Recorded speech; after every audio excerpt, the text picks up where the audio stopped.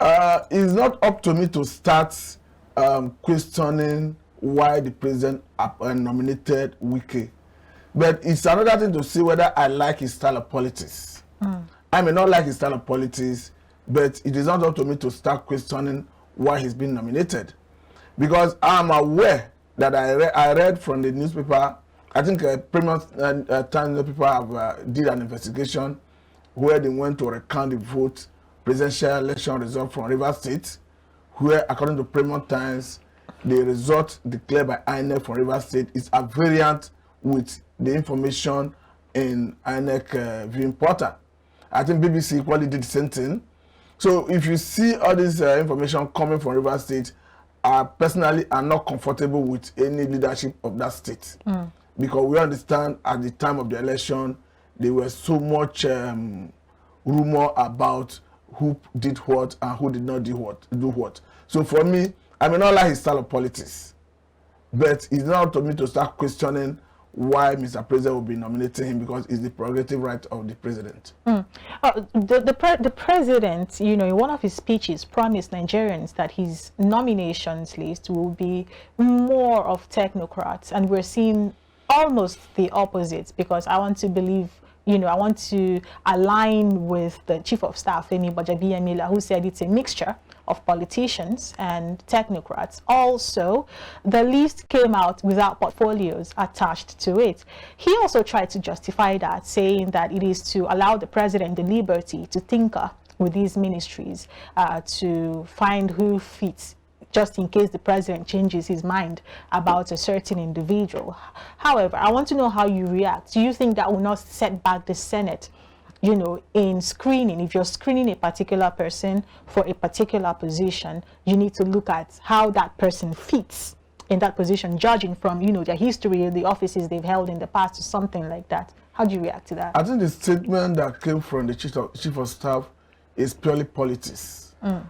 Because if you are saying because you wanted the president to get the liberty of tinkering with the list and perhaps changing his mind with perhaps what the portfolio he wanted to assign a particular nominee, I don't think that is the truth. I feel he was just playing politics, because if you assign portfolio as you send it, it is going to trigger another round of politics. Because people from different state, region will start reading meaning into portfolio that have been assigned to their state, as the case may be.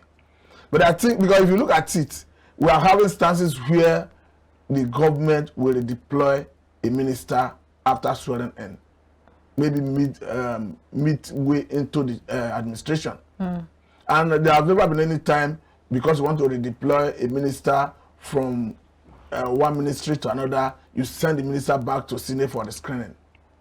We have not seen that. So to that extent, I don't think that his excuse is justified. I think it's purely politics. Okay, talk to us about the pedigree of El-Rufai, who was a former governor of Kaduna State. In as much as the president has the prerogative to be able to decide who makes up his cabinet list, but what do you talk about the pedigree of El-Rufai? I think I have seen one good quality in El-Rufai. And that quality has to do with somebody obeying the rule of law in terms of conducting local government election. Because I've taken my time to look at, do appraisal of all the states in this country, and I've seen that there's never any state you see a state government conducting an election through the state-controlled electoral body, and you see opposition party winning local government chairmen and councillors. And in the under El-Rufai's watch as a governor of Kaduna State, we have seen opposition party winning a good number of local governments in his state. So to that extent, I think he's somebody that respects the rule of law. But there are some areas I may not like his approach to issues, particularly when it has to do with religious tolerance and all that. But I don't want to elevate that too much. But I think he's somebody that has willpower. Because as a minister of SCT under Olusegun Obasanjo, he did so much reform in Abuja, where he was trying to make sure that the building conform with the latest standard, with the original design of the FCT.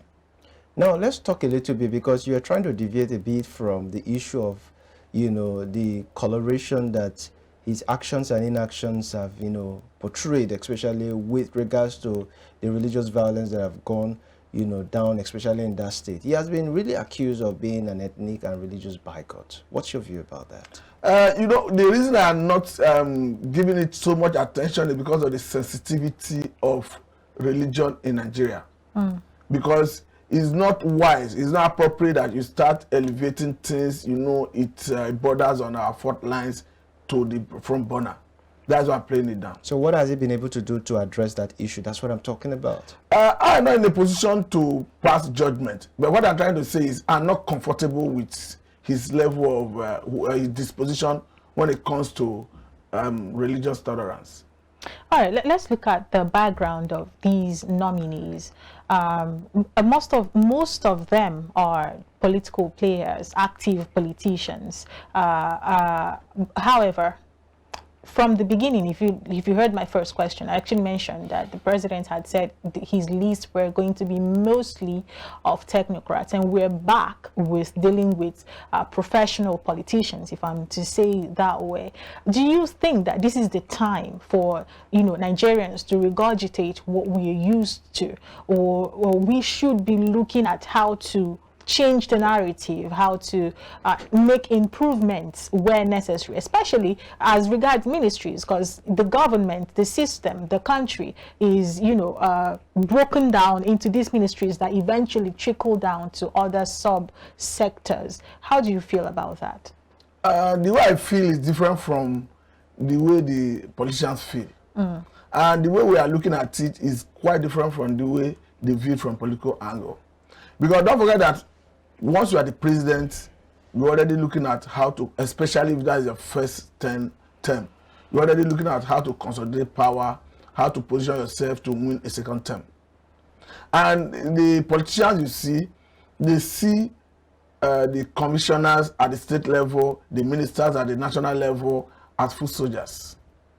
And when you are given portfolio of this manner, it is deemed that you are being empowered to give back to the party in the time of election.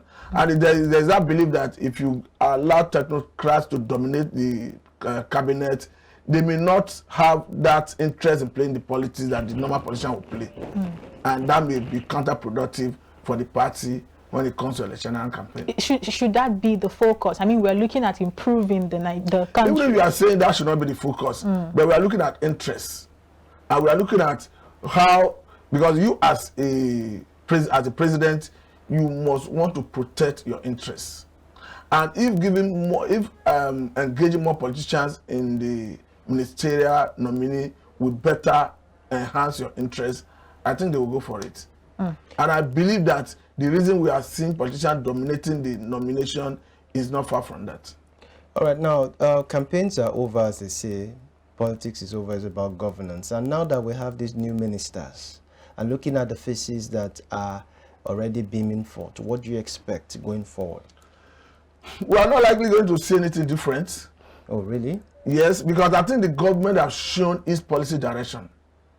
And anybody, if you look at the statement that came from the chief of staff, he said it clearly that these are people who are already key into the vision of Mr. President.